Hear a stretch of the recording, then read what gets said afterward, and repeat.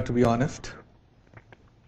I think I'll throw the ball back to the court into you, saying that I have been interacting with a lot of students or people coming out of college even a couple of years after.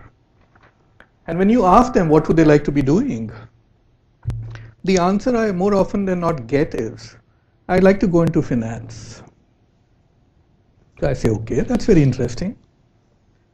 More the merrier. But what exactly in finance? And that's when I tend to notice that there's immense amount of confusion or lack of understanding of what all finance entails. I know when I go back to my student days, early 20s, that time finance was very, very, very limited. It meant, okay, bank you'll be joining, could be an insurance company. Beyond that, there's little else. But as the markets have progressed, opened up, developed, there are more than a dozen streams within finance which we are not aware about, or we know but very vividly. I may also add that each of those 12 or more than a dozen streams entails or requires a different set of strengths and abilities. There's nothing universal. If you can be a good banker, you can also be a good stockbroker. No, not at all. So each requires a different set of abilities. In that background, I'll probably like to be chatting with you about what finance entails, includes. A very general term we use for finance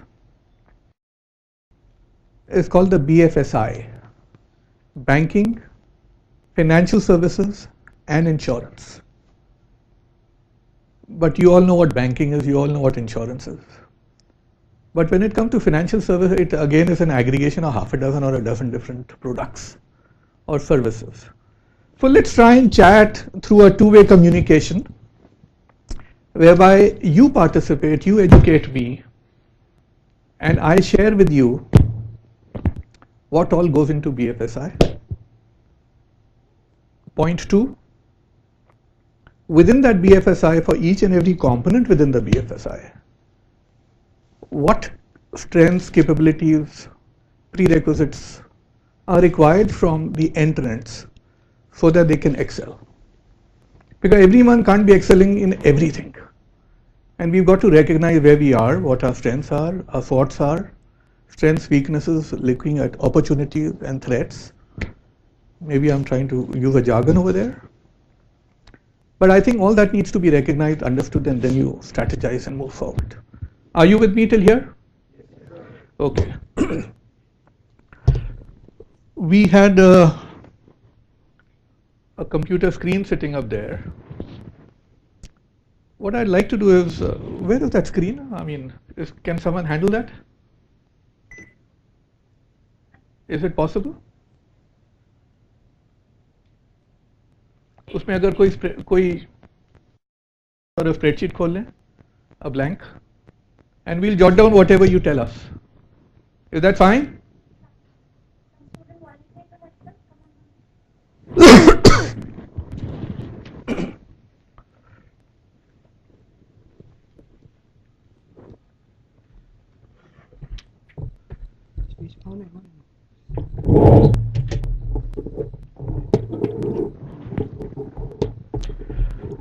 Any document could do.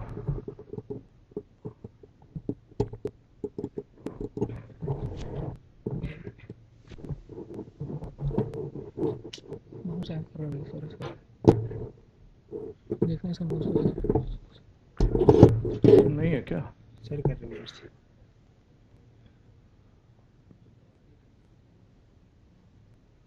Excel है इसमें?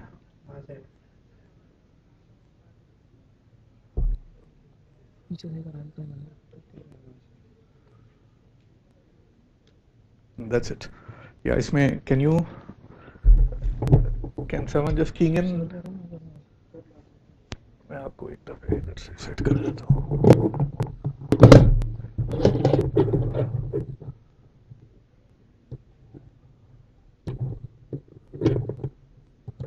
Okay, we are filling into column B, and you need to tell me, educate me what you understand by finance, leading up to, okay, a banker or whatever else. Where do we start? What is the first inclusive product within BFSI? Can someone tell me? Yep. So wealth advisory. Wealth advisory. Can you key in wealth advisory? Okay. Next. Come on, speak up. Brokers. Brokerage, stock brokerage, brokerage कुछ भी लिख दीजिए. Okay. Insurance.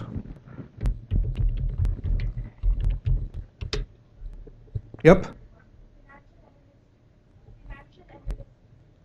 Financial analyst. Wonderful. Financial analyst.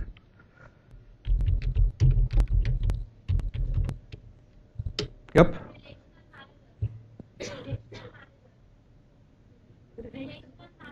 Relation manager. Relational. Now, when you say a relational manager, what exactly do you mean by that? I'm not trying to interrogate you. Please don't get me wrong. You see, you'll have a relationship manager in a bank as well, in a brokerage as well, in an insurance company as well, in a custody business as well, in a trust business as well. You follow me? So I think if you can go a step higher from a relationship manager, are you referring to a relationship manager in a bank? Right? Banking.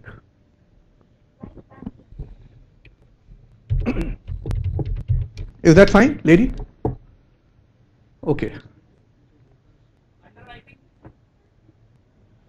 Underwriting.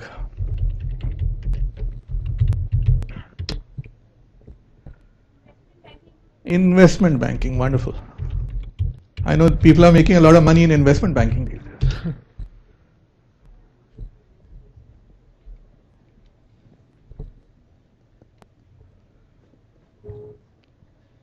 Is that it? Loans, funding, Okay, should we say lending? lending,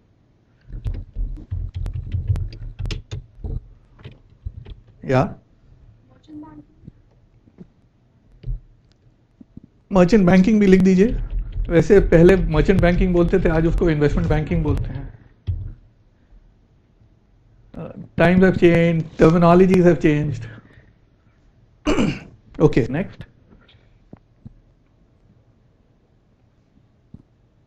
Let's try and rationalize what we have up here.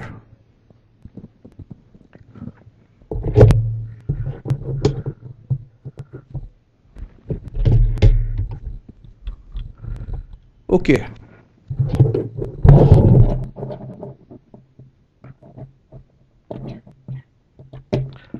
If I was to say, instead of lending,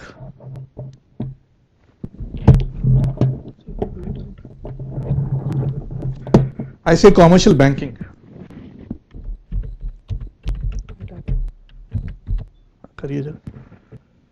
Commercial banking. Would that include the complete lending and banking? Okay. Another thing I think I need to clarify. When I meet a lot of people from the financial domain from India or overseas, they say, I work for a bank. I say, great, you work for a bank. But in every jurisdiction, every country, every profession, every individual has a different perception of a bank. What do you think is a bank? State Bank of India is a bank, right? But do you think Lehman Brothers, was it a bank? Which crashed in 2008 October? It was not a bank. But people refer to Lehman also as a bank. So even brokerages, a Merrill Lynch or a Morgan Stanley, called themselves a bank. An investment banker who doing nothing other than merchant banking, handling a merger transaction, calls himself a bank, but he's not a bank or they are not a bank. So that's commercial banking is banking, traditional banking. And commercial banking includes savings, lending, and the related banking products.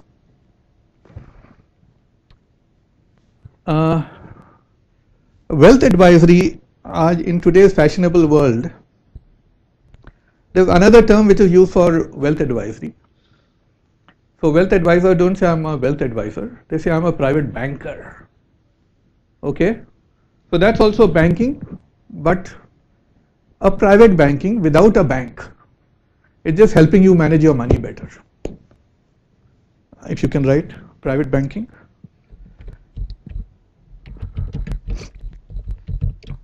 Okay.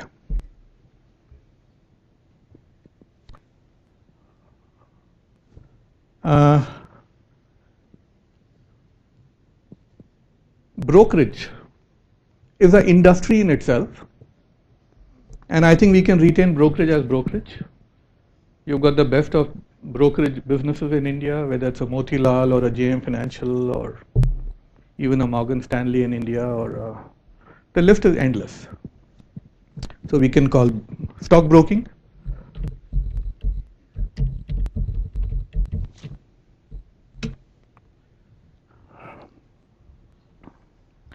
As we go forward, and the regulator, which is SEBI, has made it mandatory for all equity research individuals to be registered with SEBI as research analysts.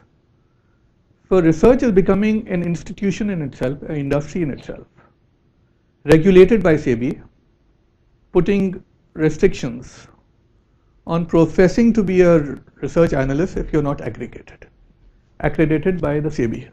So you can bring in equity research.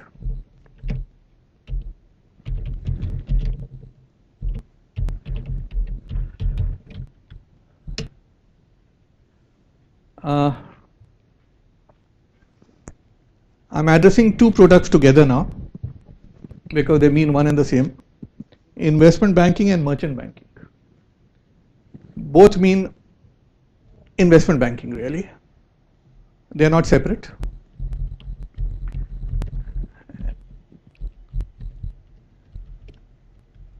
And investment banking is largely to do with helping you raise money. Raising money through private equity, through IPOs, through follow-on issues. Also doing mergers and amalgamations, takeovers. So that's all included within investment banking, and which is quite fashionable as well.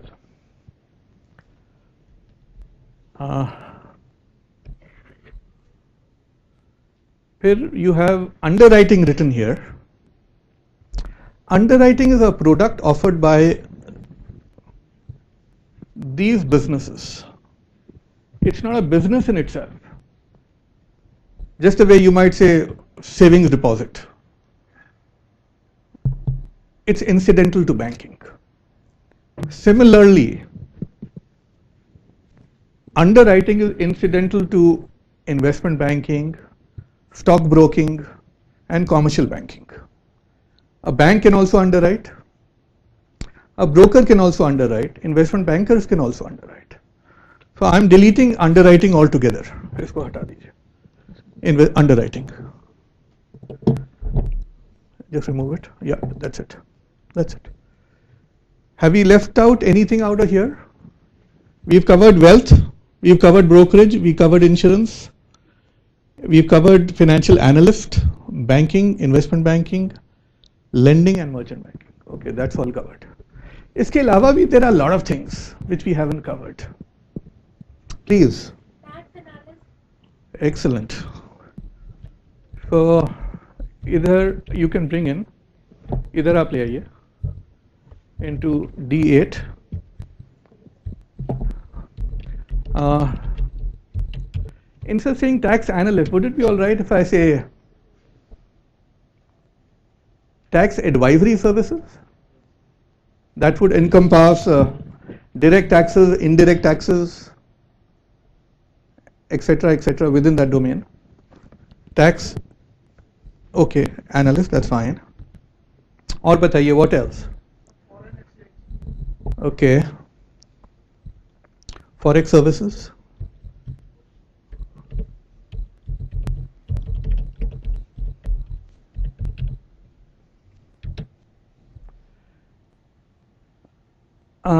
Let me elaborate on foreign services. I mean, it's actually Forex, the right term.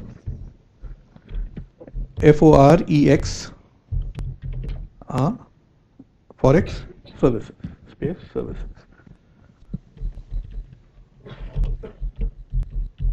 Forex is the short form for foreign exchange. That's a very, very standard terminology. इसको लोग और छोटा कर देते हैं, FX बोल देते हैं. Forex भी नहीं लिखना पड़ता, just two letters, F and a X.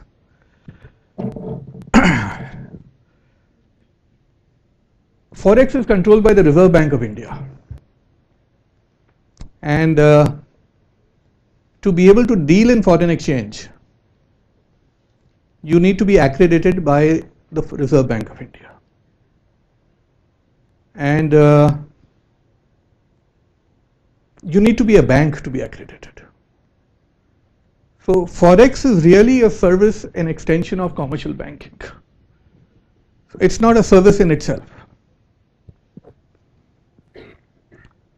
So instead of saying Forex services, what I'll probably bring in something else, which is to say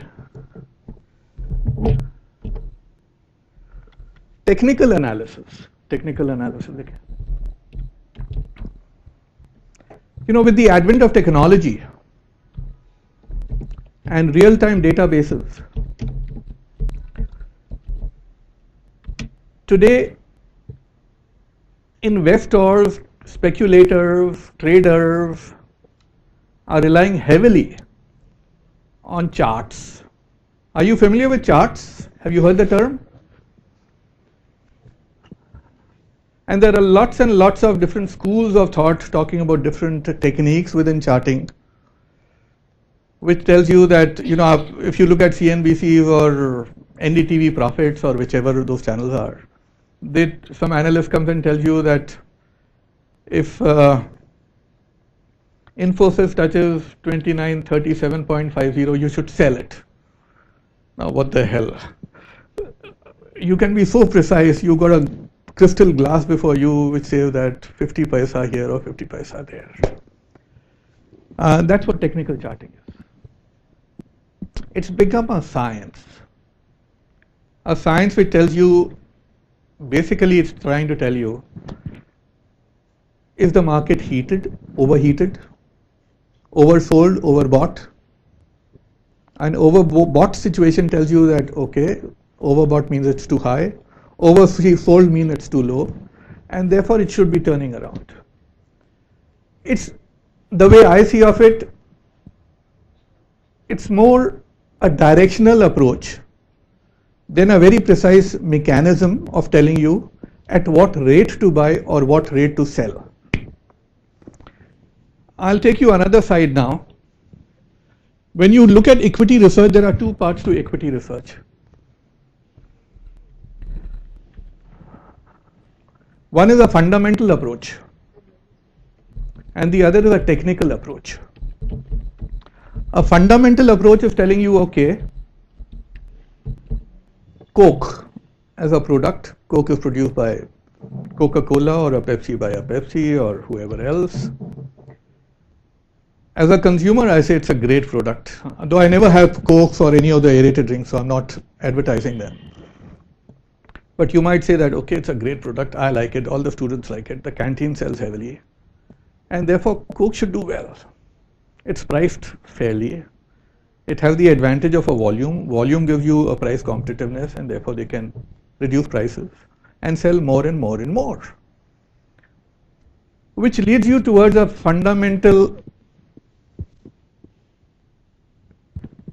conclusion fundamental, based on facts, that this product will do well. But apart from the product, you also need to look at management, quality of the management. You need to look at the fundamentals in terms of balance sheets and PLs. Do they have an adequate margin? They haven't over borrowed? They don't carry too much of bad debt on the balance sheet? That's all a part of your fundamental research. Whereas a chartist, when he or she is talking, the chartist is just not concerned with fundamentals. They just say कि हाँ ये Air India है, इसकी chart के हिसाब से ऊपर जाना चाहिए. तो Air India is not listed, mind you. But they just don't bother to look at fundamentals. So that's a big variation. And people who come from a longer time cycle approach, they look at both fundamental and technicals. Fundamental tells me which stock to buy. Technicals tells me a good timing to buy. That's the variation. So I'm going to remove technical analyst भी इधर से हटा दीजिए. But equity research includes two components. This would include a fundamental approach and a technical approach. Both go in there.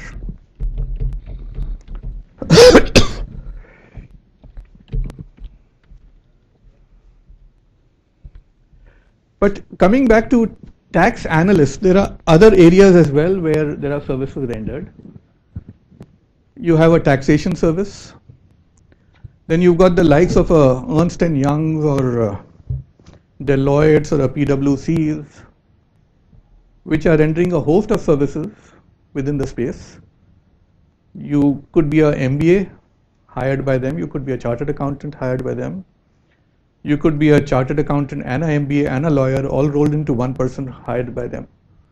That's how academics is moving. People are progressing and acquiring more fundamental abilities into them, raising their skills to unexpected levels. We've just hired one person who both or all three, a chartered accountant and an MBA and a lawyer, which brings a lot of expertise within. Whether the individual can ultimately deliver or not is something else, but those skills are required. So you could talk about a chartered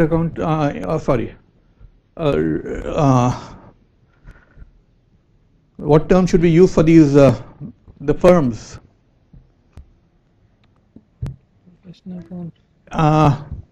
You said something? Auditors. Auditors, yes. Auditors, comma.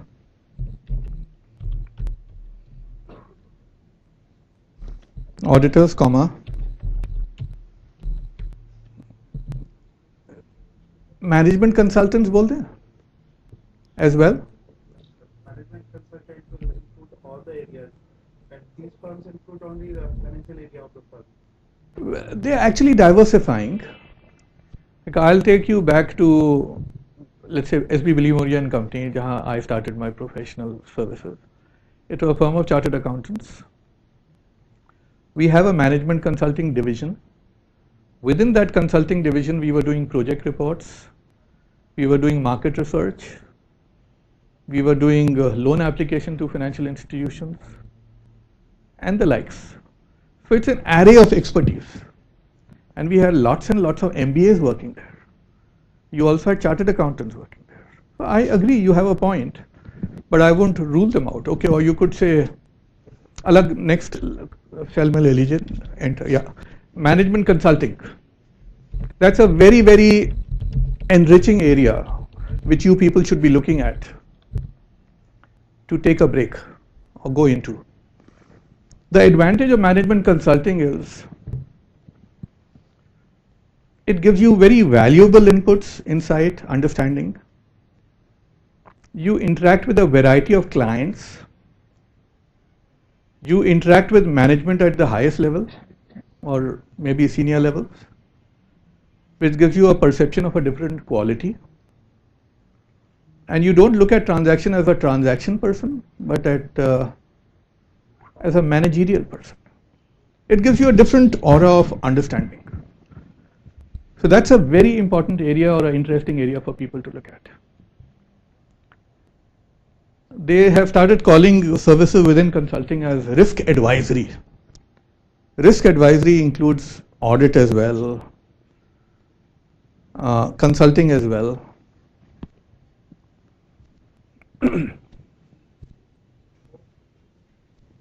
Is there something more you'd like to share with me? Sir, is it discounting a part of investment banking or something? Management consulting? Discounting. No. Is discounting a part of investment banking or commercial banking? Discounting से आपका क्या मतलब है? Discounting of bills. That's bill discounting is what you're referring to. Bills, you could be discounting clean bills, unsecured bills, you could be secured bills backed by a letter of credit, could be backed by a guarantee. Yeah. They're all bills. And we're talking about discounting the bills. Discounting. That's entirely a part of commercial banking. Investment banking, let us assume one elementary rule here. It's a non-fund based activity, whereas this is a fund based activity. The moment you talk about writing a check, it becomes a fund based activity. And none of these people are into any kind of fund based activity. Only a commercial bank is into fund. Okay? Please go ahead. One more doubt. Please. So, is credit creation is different from lending or both are the same? Well, that's a good question, but I'd like to understand a little more. What do you mean by credit I creation? don't know. Okay, that's fair. Actually, we are talking a subject we all don't know, so it doesn't matter. No, I'm not referring to you. Credit creation, you could be referring to perception creation. I'm creating a perception that borrowing is good. So I'm creating a market for credit, whereby I'm marketing my own lending. So both are interlinked. I would like to add, I have read in the functions of banking, the primary functions of banking are credit creation, lending money. So I am not getting the difference between credit creation and lending money.